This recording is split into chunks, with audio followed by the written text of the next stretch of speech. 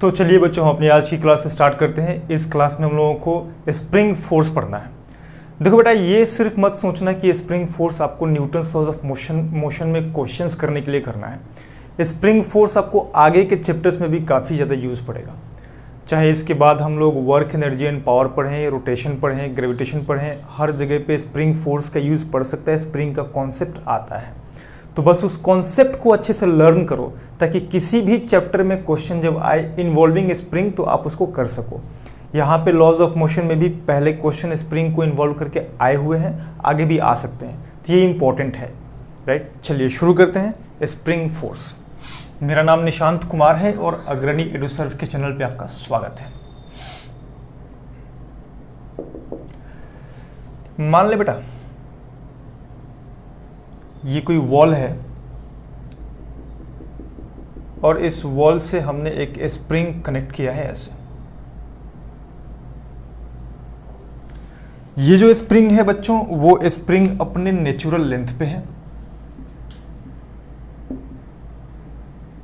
Natural length, और यहां पे इसका नेचुरल लेंथ है। इस स्प्रिंग का हमने स्प्रिंग कांस्टेंट के मान लिया और ये अपने नेचुरल लेंथ पे फिक्स्ड किया गया है ऐसे।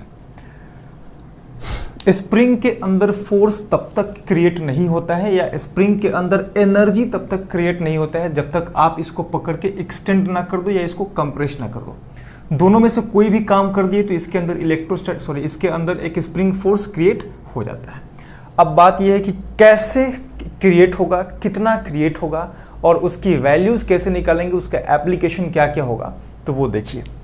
मान लो बेटा, हमने इस स्प्रिंग के ऊपर यहाँ पे एक फोर्स एक्सर्ट कर दिया और वो है F, एक्सटर्नल फोर्स है। तो इस फोर्स की वजह से ये स्प्रिंग इलोंगेट हो जाएगा और कुछ इस तरीके से हो जाएगा।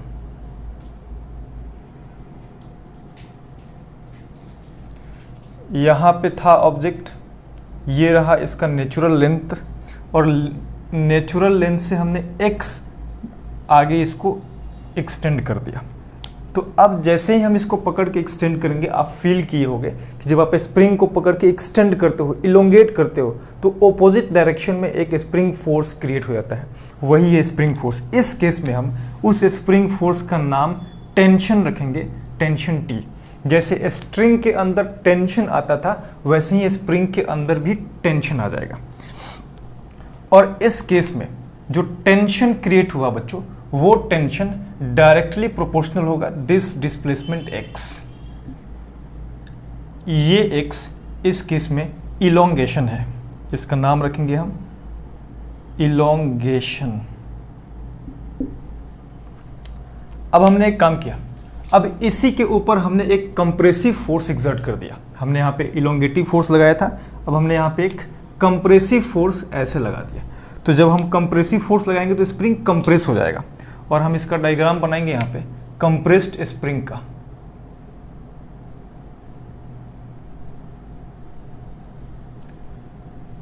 जैसे पहले हमने इसको इलोंगेट किया था वैसे अब हम इसको कंप्रेस कर दिए और ये x डिस्टेंस हमने इसको कंप्रेस कर दिया।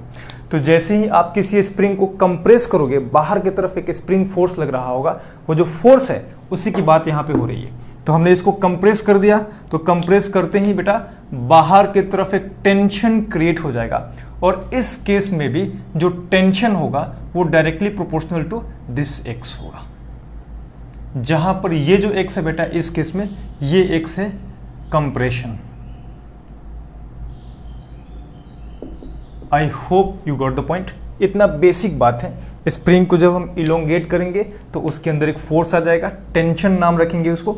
जिस तरफ आप फोर्स लगाओगे, यानी कि इलोंगेशन बाहर की तरफ हुआ है तो अंदर की तरफ एक टेंशन लग जाएगा।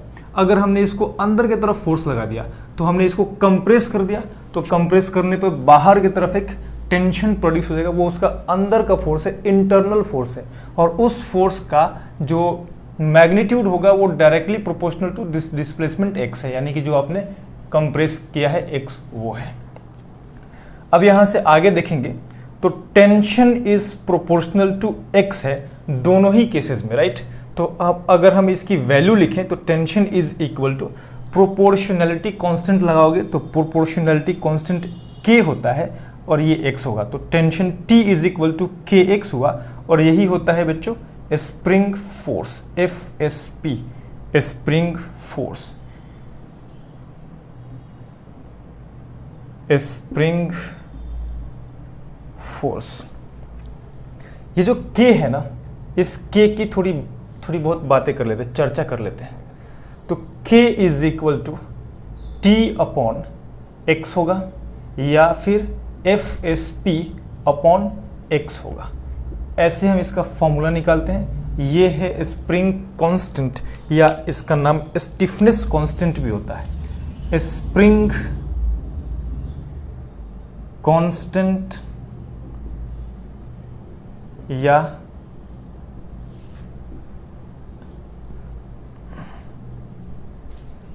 Stiffness constant. बेटा जो स्प्रिंग कांस्टेंट है, देखना उसके बारे में कुछ और चर्चा कर लेते हैं। ये spring constant k is equal to spring force upon x है। जो टेंशन क्रिएट हुआ है ना इसके अंदर, टेंशन एक तरीके का फोर्स है और इस केस में वो स्प्रिंग फोर्स का काम करेगा। तो FSP अपॉन x हो गया। यहाँ से इसका यूनिट निकालेंगे, डायमेंशन निकालेंगे, तो इसका यूनिट होगा, स्प्रिंग फोर्स का यूनिट न्यूटन और डिस्प्लेसमेंट का यूनिट मीटर, तो न्यूटन पर मीटर। किसी भी फिजिकल क्वांटिटी का अगर यूनिट गिवन है तो उसका डायमेंशन भी होगा और इसका डायमेंशन हो जाएगा n की जगह पे MLT minus 2 divided by metre की जगह पे लेंथ आ जाएगा, L से L कैंसल आउट हो जाएगा और ये हमें मिल जाएगा MT माइनस 2। ये हुआ dimension of spring constant K।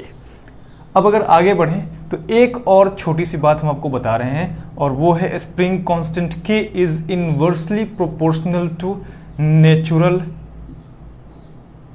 Length, natural length of spring. ये क्यों होता है इसका प्रूफ हम बाद में आगे के चैप्टर्स में देखेंगे। अभी बस आप इसको नोट कर लीजिए और याद कर लीजिए कि K is inversely proportional to natural length of spring होता है। आई होप आपको ये पूरा समझ में आ गया होगा। इतना डेटा स्प्रिंग फोर्स की बेस के लिए काफ़ी है, स्प्रिंग कांस्टेंट के लिए काफ़ी है। इसका अब एप्लीकेशन पार्ट देखते हैं कि जेई में और नीट में इसके क्वेश्चंस कैसे आते हैं। जब भी मैं यहाँ पे क्वेश्चन दूंगा आपको पहले वीडियो को पॉज करना है, वीडियो को पॉज करके देन आपको खुद से ट्राई करना है। ट्राई करने के बाद आपको मैच करना है। अगर आपने सॉल्व कर लिया तो भी मैच करना है, क्योंकि क्या पता आपने जो सॉल्व किया होगा वो बहुत लेंदी मेथड से सॉल्व किया होगा, ज़्यादा टाइम लगा होगा। तो आपको सीखना है कम टाइम में कैसे करना है, क्योंकि अल्टीमेटली जेई में टाइम फिक्स होता है, नीट में 1 ही मिनट का टाइम होता है आपको। तो उस 1 मिनट के टाइम में, जेई मेंस में 2 मिनट के टाइम में आपको क्वेश्चन सॉल्व करने आना चाहिए। आई होप इतना क्लियर है, इसको अच्छे से समझ जाइए। और हम क्वेश्चंस देते हैं, अब नोट उनको आप सॉल्व कीजिएगा। वीडियो को पॉज करके इसको नोट कर लीजिए।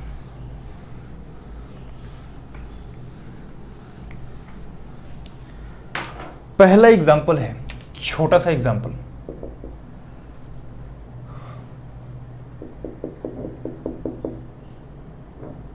ये एक स्प्रिंग है,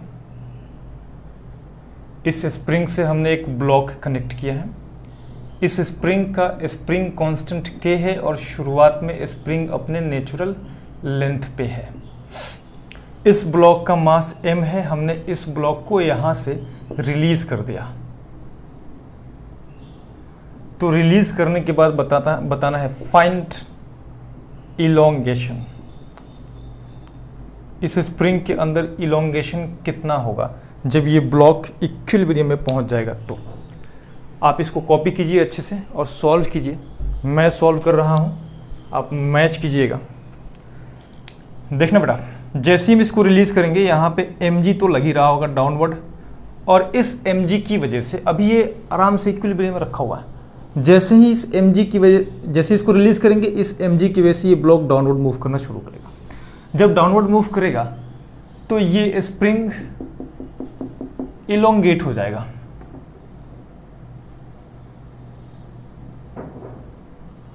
ये रहा स्प्रिंग और ये इलोंगेट हुआ। ये ब्लॉक का मास m, और कितना इलोंगेट हुआ तो हमने मान लिया ये x डिस्टेंस इलोंगेट हुआ और यहाँ पे डाउनवर्ड तो mg लग ही रहा होगा बच्चों, अपवर्ड लग जाएगा टेंशन T। और इस केस में जब वो इक्विलिब्रियम में होगा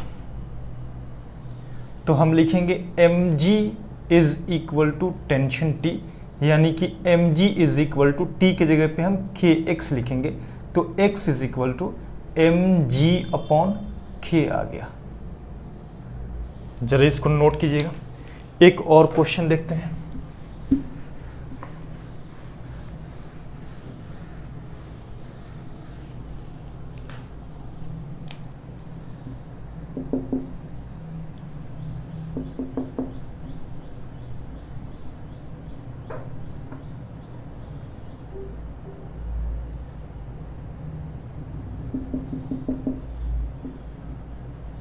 ब्लॉक यहां रखा है, उसका मास m है और यहां से हम उसको रिलीज कर रहे हैं,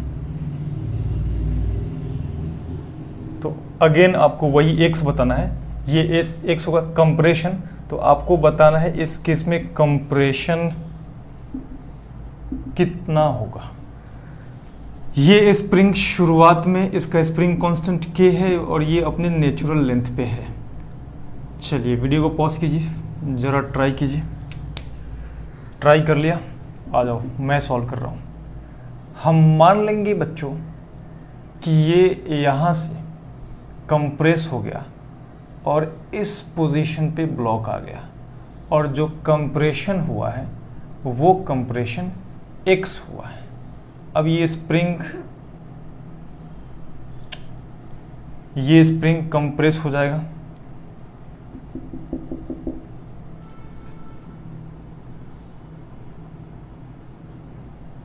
और स्प्रिंग कंप्रेस होकर के x डिस्टेंस कंप्रेस हुआ है, तो इस स्प्रिंग के अंदर एक फोर्स क्रिएट हो जाएगा टेंशन T, ऊपर की तरफ होगा। ब्लॉक का मास m है, तो ब्लॉक का mg तो डाउनवर्ड लग ही रहा होगा बच्चों, तो ये हो गया mg। और इस केस में आके mg is equal to tension T होगा, और T तो स्प्रिंग फोर्स है ना, T की जगह पे हम kx लिख सकते हैं, यानी कि इस केस में भी mg is equal to kx हुआ, यानी कि x compression is equal to mg upon k आ गया। अगर डेटा गिवन होता तो हम यहाँ से x मीटर में इजीली निकाल लेते, यहाँ से आप निकाल सकते हो। ऐसे क्वेश्चंस को सॉल्व करना है। कुछ अगर आपको ना समझ में आ रहा हो तो टेंशन लेने की ज़रूरत नहीं है, धीरे धीरे चल करके सब समझ में आ जाए। नेक्स्ट,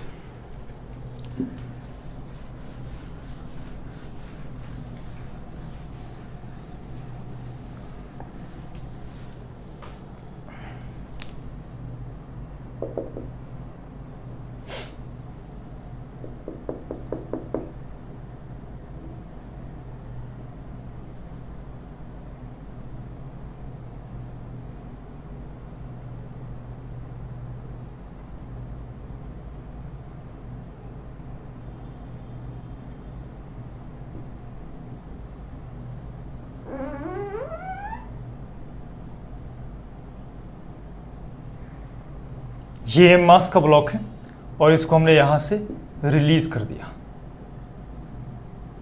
रिलीज करने के बाद जब स्प्रिंग मैक्सिमम इलोंगेशन हो जाएगा तो बताना है वो मैक्सिमम इलोंगेशन कितना होगा। फाइंड इलोंगेशन x कितना होगा।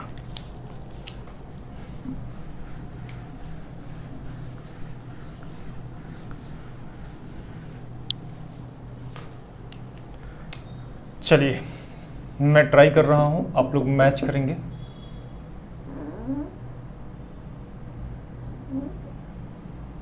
ब्लॉक कुछ नीचे आ गया, मान लो ब्लॉक शुरुआत में यहाँ पे था तो ब्लॉक x नीचे आया, तो इस स्प्रिंग में इलोंगेशन आ जाएगा।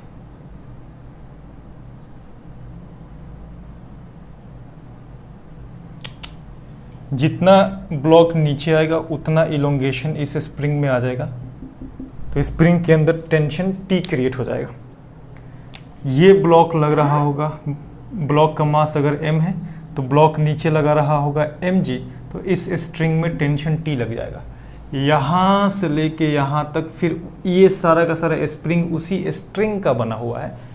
तो अब इस केस में ये जो स्प्रिंग जिस मटेरियल का बना है उसी मटेरियल का ये स्ट्रिंग हो गया, तो समझ मान लो ऐसा। तो अब इस स्प्रिंग के अंदर भी टेंशन क्रिएट हो गया। अब वो वही टेंशन होगा जो यहाँ पे टेंशन टी लग रहा है। तो यहाँ पे अगर हम चेक करें तो इस पॉइंट पर इस ब्लॉक का एक्सेलरेशन 0 होगा।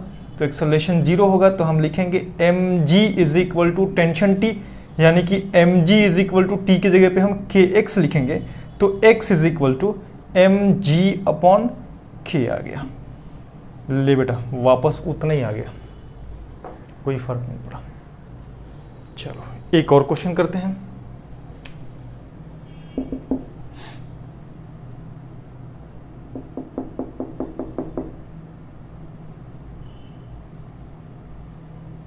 ये स्प्रिंग है और इस स्प्रिंग से एक पुल्ली कनेक्ट कर दिया हमने, और उस पुल्ली पर एक ब्लॉक यहाँ कनेक्टेड है और एक ब्लॉक यहाँ कनेक्टेड है। इस ब्लॉक का मास 2 किलोग्राम है, इस ब्लॉक का मास 4 किलोग्राम है, और इसको हमने यहाँ से रिलीज कर दिया।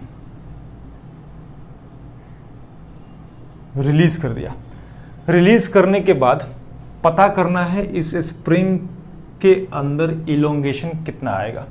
शुरुआत में इस स्प्रिंग का स्प्रिंग कांस्टेंट है k और ये अपने नेचुरल लेंथ पे है, तो पता करना है x कितना होगा, इस स्प्रिंग के अंदर इलोंगेशन कितना होगा रिलीज करने के बाद, जब ये दोनों ब्लॉक्स एक्सेलरेशन a अचीव कर लेंगे तब।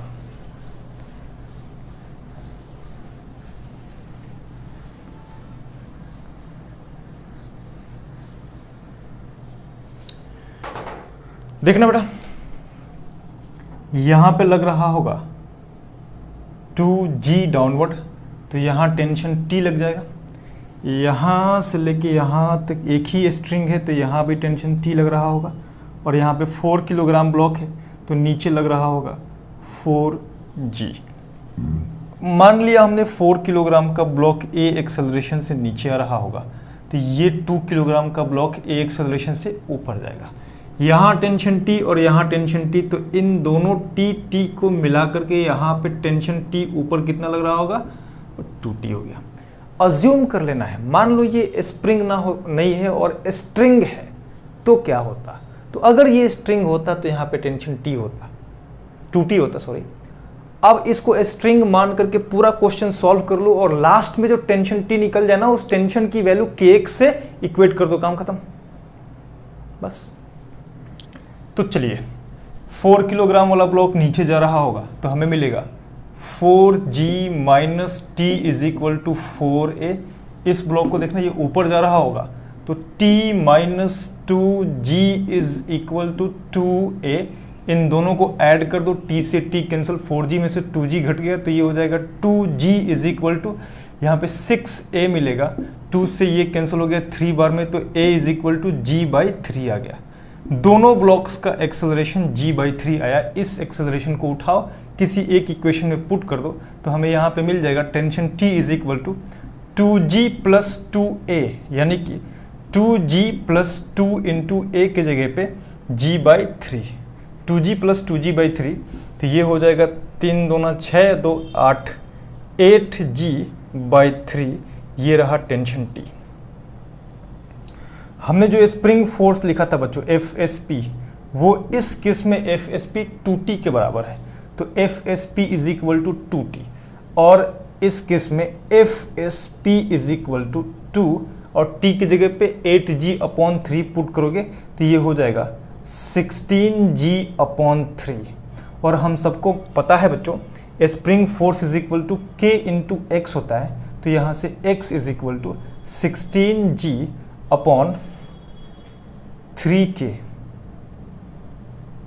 यहाँ पे k का कुछ ना कुछ वैल्यू गिवन होगा, g का कुछ ना कुछ वैल्यू, g का 10 वैल्यू गिवन होगा, तो आप अगर वैल्यू गिवन होगा तो यहाँ से सॉल्व कर लेंगे, अदरवाइज इतना ही छोड़ देंगे। मैं इसको एक बार फिर से बता रहा हूँ। हुआ ये कि 2 किलोग्राम का ब्लॉक है, नीचे लगेगा 2g, ये 4 किलोग्राम का ब्लॉक है, नीचे लगेगा 4g। 4G नीचे लगेगा तो यहाँ टेंशन T लग जाएगा, यहाँ से लेके यहाँ तक एक ही स्ट्रिंग है तो यहाँ भी टेंशन T लग जाएगा। ये T और ये T मिल करके यहाँ पे 2T लगेगा। कब? जब हम ये अज्यूम करके चलेंगे कि ये स्प्रिंग नहीं है, ये स्ट्रिंग है। तो कुछ देर के लिए मान लो कि ये स्प्रिंग ना होकर के स्ट्रिंग है और पूरा क्वेश्चन सॉल्व कर लो। तो इसका हमने इक्वेशन लिखा तो 4G minus T is equal to 4a, 4G minus T is equal to 4a। इस केस में देखना ये ऊपर जा रहा है तो t minus 2G is equal to 2a, तो हमने लिखा t minus 2G is equal to 2a। t से t कैंसिल आउट हो गया, 4G में से 2G घटा 2G हुआ और ये जुड़ जाएगा 4a और 2a 6a हो जाएगा। 2 से 6 कट गया 3 बार में तो a is equal to g/3 आ गया।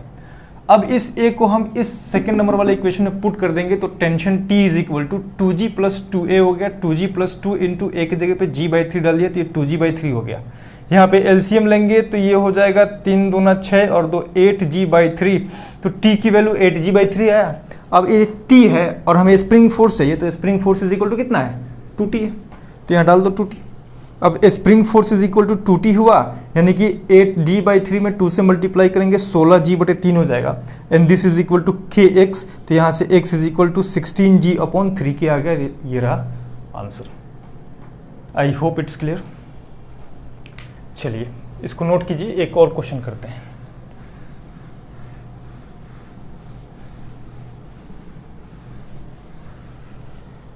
देखना बेटा, बढ़िया क्वेश्चन है।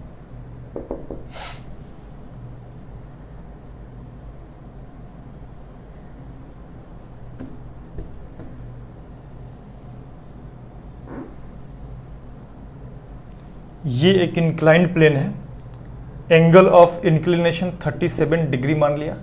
यहाँ पे हमने एक पुली लगा दिया, उस पुली से एक ब्लॉक हमने हैंग करा दिया और ये ब्लॉक है 5 किलोग्राम का और यहाँ एक स्प्रिंग हमने अटैच कर दिया और इस स्प्रिंग से एक ब्लॉक कनेक्ट कर दिया और वो ब्लॉक है 10 किलोग्राम का और सिस्टम को रिलीज कर दिया। System is released. यहाँ पे म्यू की वैल्यू 0 है तो पता करना है फाइंड इलोंगेशन इन स्प्रिंग। इस स्प्रिंग में इलोंगेशन कितना होगा, जरा वीडियो को पॉज करके ट्राई कीजिए।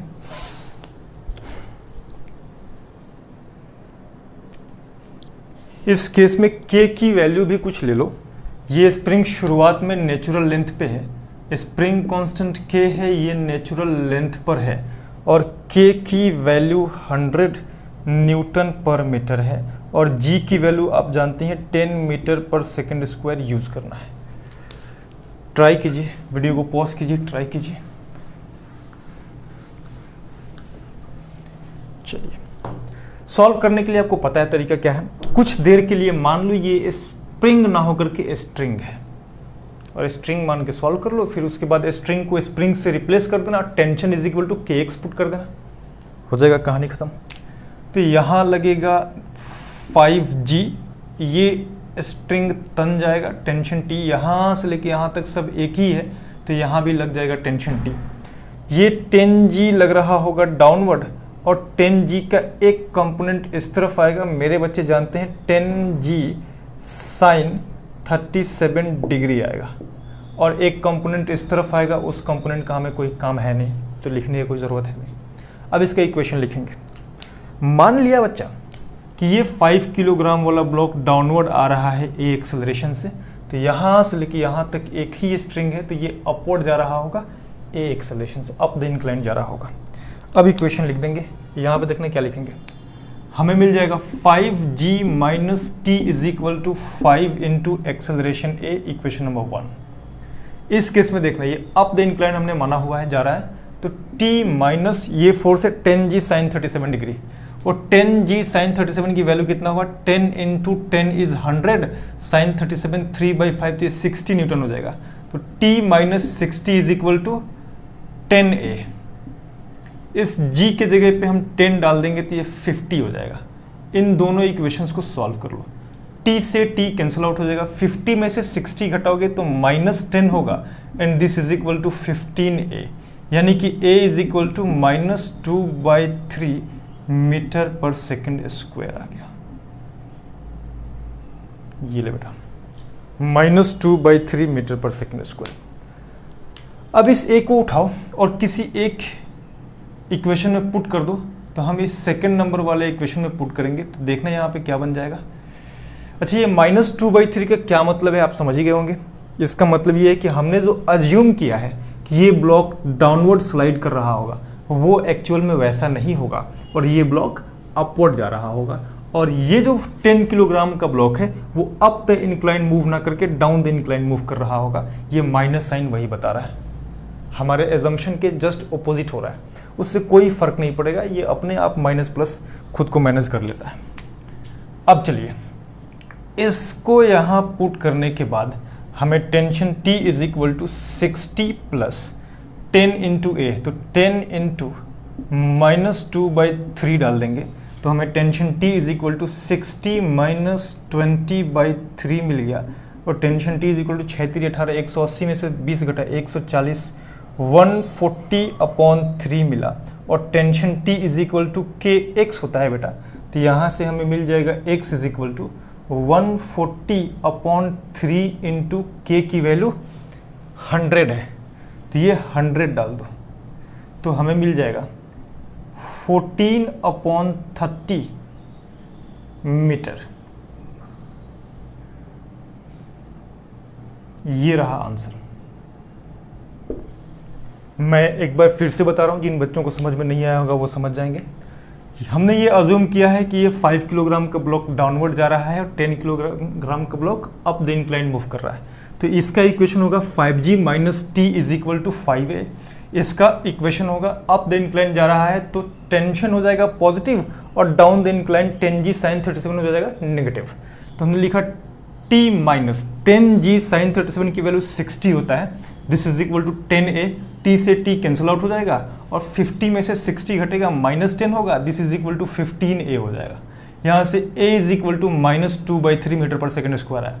अब हम इस a को उठा करके इस इक्वेशन में पुट कर देना है तो हमें t मिल जाएगा, t is equal to 60 plus 10 into -2/3, तो ये हो जाएगा 20/3, तो 60 - 20/3, तो इसको देखा मैंने यहाँ पे एलसीएम ले लिया, 3 हो जाएगा, ये 180 और में से 20 180 में से 20 घटेगा 160 होगा, यहाँ पे एक मिस्टेक हो गया, ये 160 हो जाएगा, 160/3, ये 6 3 18, 180 में से 20 घटेगा 160/3 हो जाएगा।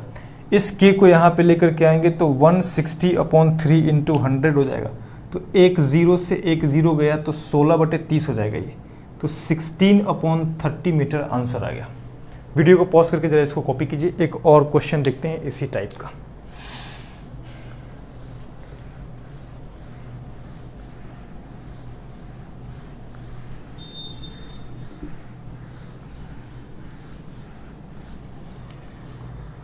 नेक्स्ट है, ये वही इंक्लाइंड प्लेन है, angle of inclination again 37 degree है, इस ब्लॉक का मास कैपिटल M है और इसके ऊपर हमने एक स्मॉल ब्लॉक ऐसे रख दिया है। ये 37 ना लेकर के आप थीटा मान लो, और इसको हमने स्प्रिंग से कनेक्ट कर दिया और स्प्रिंग को यहाँ पे फिक्स कर दिया। हमें पता करना है find compression in spring when the system is in equilibrium after release. Video को पॉज करके जरा ट्राई कीजिए। ये स्प्रिंग है, स्प्रिंग कांस्टेंट के शुरुआत में ये अपने नेचुरल लेंथ पे है। आई होप आपने कर लिया होगा। चलिए मैं करता हूँ, देखेंगे आप लोग। दोनों ब्लॉक्स का हम फ्री बॉडी डायग्राम बना देते हैं। स्मॉल एम ब्लॉक का अगर हम डायग्राम बनाएंगे तो ये रहा बेटा स्मॉल एम ब्लॉक। इस स्मॉल एम ब्लॉक का mg लग रहा होगा डाउनवर्ड और इसके ऊपर नॉर्मल रिएक्शन लग रहा होगा ऐसे अप। इस केस में देखना, हम इस mg के दो कंपोनेंट्स निकाल सकते हैं। एक कंपोनेंट होगा ऐसे और दूसरा कंपोनेंट होगा डाउन द इंक्लाइन ऐसे। ये एंगल हमें पता है थीटा होगा, तो mg का ये कंपोनेंट होगा mg cos थीटा और mg का ये कंपोनेंट होगा mg sin थीटा। अब इस केस में ये ध्यान रखना, ये जो यहाँ पे हमने लगा रखा है ब्लॉक, ये इनफ रफ पे है, इनफ रफ। ये ब्लॉक स्लाइड नहीं करेगा। अगर ये स्लाइड करेगा तो कहानी कुछ और हो जाएगी। इनफ रफ है तो स्लाइड नहीं करेगा, ये ऐसे कैसे रहेगा। तो इस केस में नॉर्मल की वैल्यू मिल गई हमें, n is equal to mg cos theta.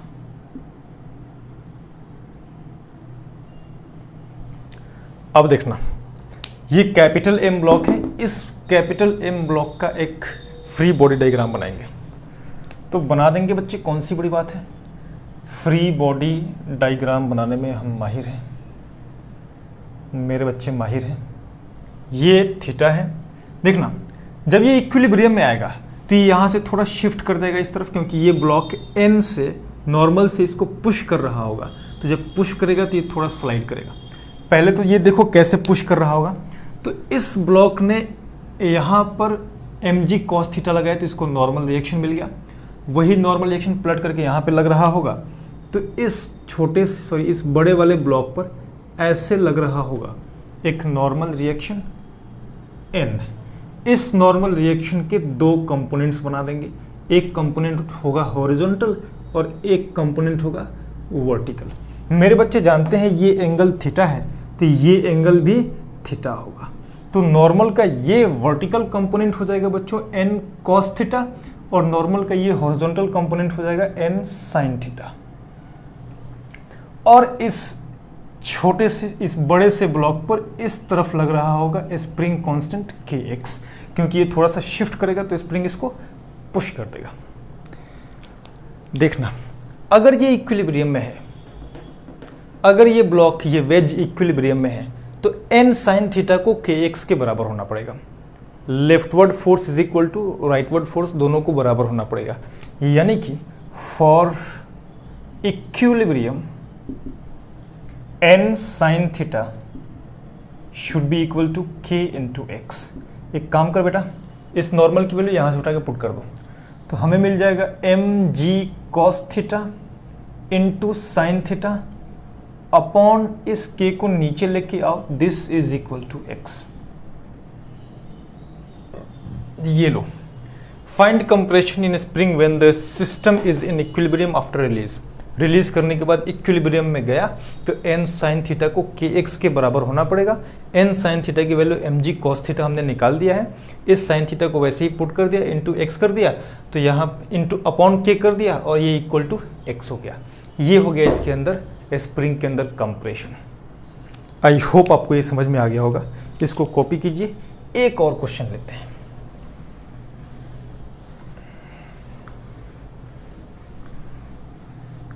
मेरे बच्चे अब इस टाइप के क्वेश्चंस करने में माहिर हो रहे हैं। अब आप कहीं भी जाना, झंडा गाड़ देना, किसी भी इंस्टीट्यूट में जाना और कह देना पूछो, कहीं से पूछो, कोई दिक्कत नहीं। ये ले बेटा, ये एक हॉरिजॉन्टल प्लेन है। इस हॉरिजॉन्टल प्लेन पर यहाँ भी एक वॉल लगा दिया है और यहाँ भी एक वॉल लगा दिया है, और एकदम बीच में एक m मास का ब्लॉक हमने रख दिया। एकदम बीच में है क्या? नहीं, थोड़ा सा राइटवर्ड शिफ्ट हो गया। एकदम बीच में m मास का ब्लॉक डाल दिया और दोनों तरफ से इसको हमने स्प्रिंग से कनेक्ट कर दिया। यहाँ भी कनेक्ट कर दिया और यहाँ भी कनेक्ट कर दिया, और दोनों स्प्रिंग का स्प्रिंग कांस्टेंट k है।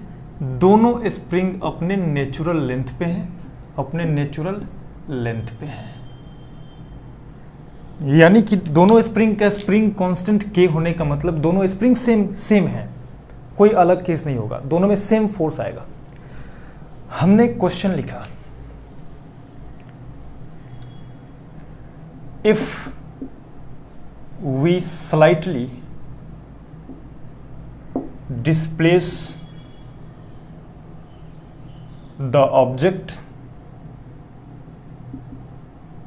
and released, find its initial acceleration। देखना बेटा, एक और डायग्राम फिर से बनाएंगे।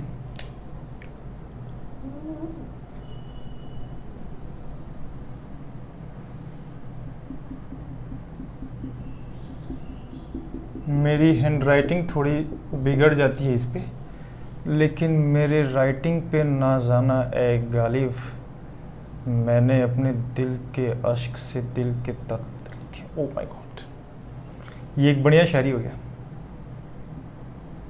मैंने अपने दिल के अश्क से दिल के दर्द लिखे। क्या बात है, क्या बात है, क्या बात है। नहीं नहीं इधर इधर स्प्रिंग फोर्स लिखना है, दिल का दर्द नहीं लिखना, बाद में वो सब। जी, स्प्रिंग हमने कनेक्ट कर दिया और यहाँ स्प्रिंग, ये रहा बेटा स्प्रिंग।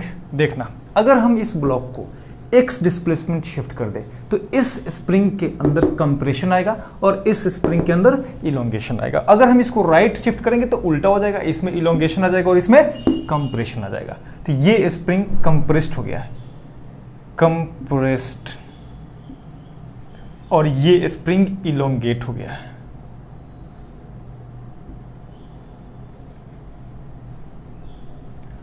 अब देखना, एक कमाल की बात बताऊं तुम्हें, जानना चाहते हो?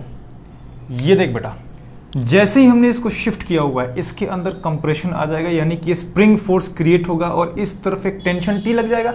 टेंशन टी लगेगा, टेंशन टी ही तो स्प्रिंग फोर्स है बेटा, ये रहा स्प्रिंग फोर्स लग गया ले। और जैसे ही हमने इसको इधर शिफ्ट किया हुआ है ये स्प्रिंग इलोंगेट हो गया, जिस तरफ इलोंगेट होगा उसके ऑपोजिट डायरेक्शन में एक स्प्रिंग फोर्स लग जाएगा। ये लग गया स्प्रिंग फोर्स, ये स्प्रिंग फोर्स भी kx होगा और ये स्प्रिंग फोर्स भी kx होगा। बोलो यस, ये स्प्रिंग फोर्स भी kx होगा और ये स्प्रिंग फोर्स भी kx होगा। आई होप इतना क्लियर है, कोई डाउट नहीं होगा इसमें। दोनों का डायरेक्शन सेम क्यों है, इसमें भी कोई डाउट नहीं होगा। चलिए आगे बढ़ते हैं, देखना होगा क्या इस केस में होगा ये। अब ये स्प्रिंग फोर्स आप जानते हैं क्या है, ये स्प्रिंग फोर्स टेंशन टी है, ये स्प्रिंग फोर्स भी टेंशन टी है। अब होगा क्या, होगा वही जो मंजूर खुदा होगा। तो इस केस में हम करेंगे क्या, हमें क्या निकलना है, इनिशियल एक्सेलरेशन निकलना। चल देख बेटा, नेट फोर्स कितना होगा, तो F net is equal to T plus T, 2t कर देंगे। अरे दोनों फोर्स है ना, एक फोर्स इस तरफ लगा, दूसरा फोर्स भी इस तरफ लगा, तो इनका रिजल्टेंट निकाल दो। नेट फोर्स का मतलब हुआ इन दोनों फोर्स का रिजल्टेंट, और रिजल्टेंट निकालने का फॉर्मूला होता है under root F1 square plus F2 square plus 2F1 F2 cos theta. इस केस में थीटा की जगह पे 0 आएगा। दोनों फोर्स सेम डायरेक्शन में लग रहे हैं, ये टेंशन और ये टेंशन दोनों सेम डायरेक्शन में है, तो इनके बीच में एंगल कितना है, 0। This will be equal to under root T square plus 2t square, यानी कि हम यहाँ पे लिख सकते हैं t प्लस टी का होल स्क्वायर। हाँ भाई, क्यों नहीं लिख सकते, बिल्कुल लिख सकते हैं।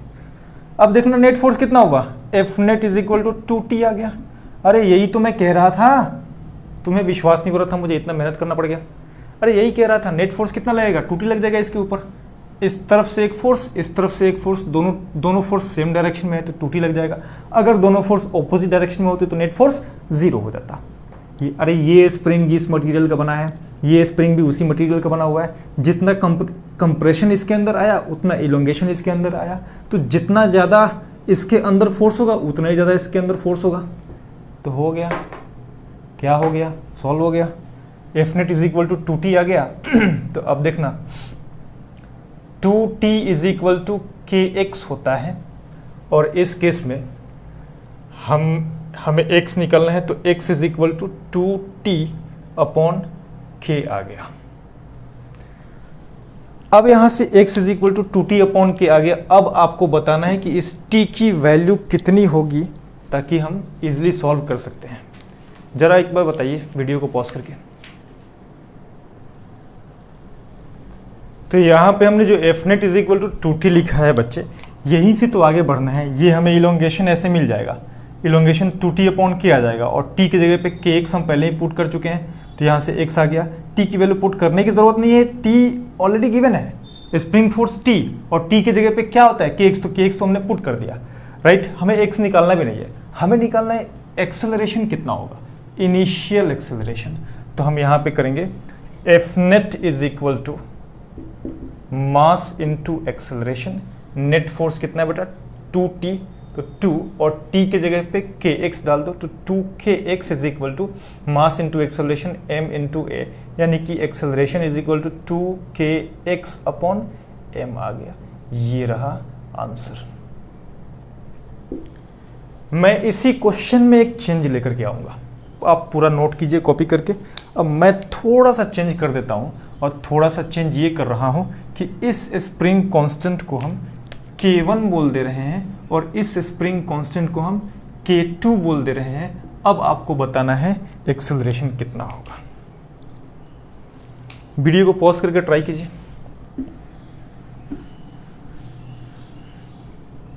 आई होप आपने कर लिया होगा। देखना K1 K2 करने से इस केस में तो कोई फर्क नहीं आएगा, स्प्रिंग फोर्स तो लगी रहा होगा। स्प्रिंग फोर्स में जो हमने Kx यहाँ पे लिखा तो ये हो जाएगा K1x, और यहाँ पे Kx लिखा ये रहा K2x। अब यहाँ पे T और T ना करके हमें यहाँ पे करना पड़ेगा T1 और यहाँ करना पड़ेगा T2। डायग्राम में कोई चेंज नहीं आएगा, वैल्यू में चेंज आ जाएगा। अब इसको सॉल्व करेंगे हम, तो हम यहाँ पे लिखेंगे T1 square plus T2 square plus 2T1 T2 cos 0, यानी कि this is equal to under root T1 plus T2 का होल स्क्वायर, यानी कि F net is equal to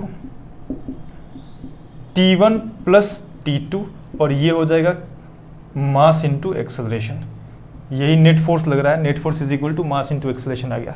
इस T1 के जगह पे हम पुट करेंगे K1 इंटू एक्स, प्लस इस T2 के जगह पे पुट करेंगे K2 into x, and this is equal to mass into acceleration, यानी कि एक्सेलरेशन हो जाएगा K1 plus K2 into x upon m।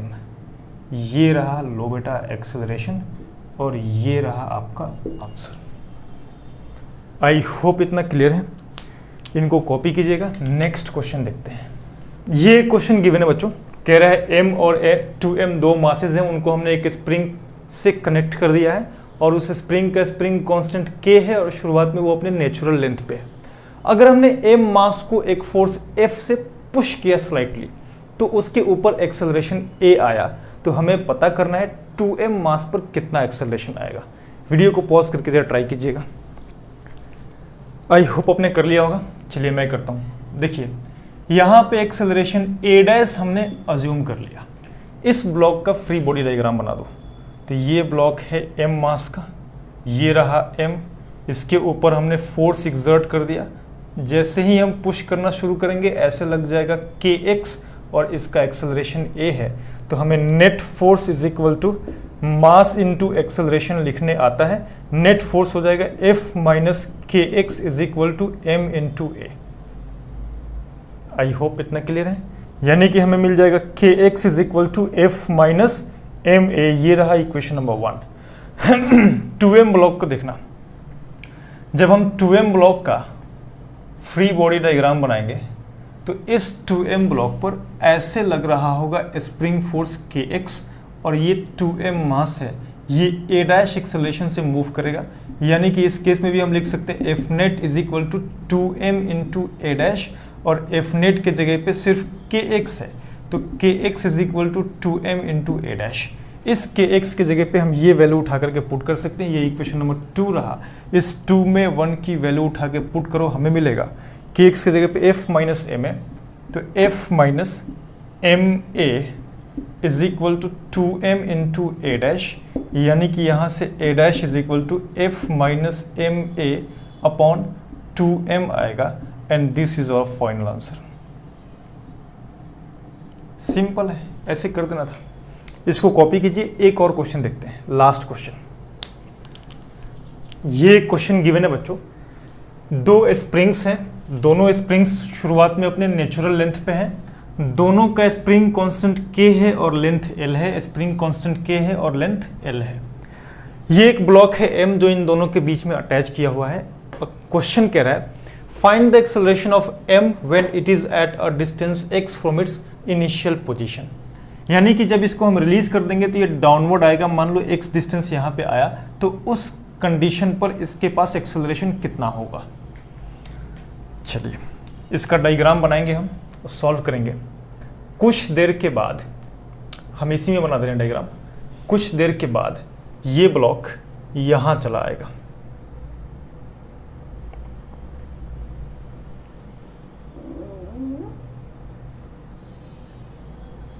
ये m मास का ब्लॉक है और इस m मास की ये शिफ्टिंग हुई है x डिस्टेंस, तो ये x आ गया। इसको भी हम कनेक्ट करेंगे, स्प्रिंग के अंदर इलोंगेशन आएगा और इसको भी हम कनेक्ट करेंगे, स्प्रिंग के अंदर इलोंगेशन आ गया। इसको हम मिटा रहे हैं ताकि चीज़ें कॉम्प्लिकेटेड ना दिखें।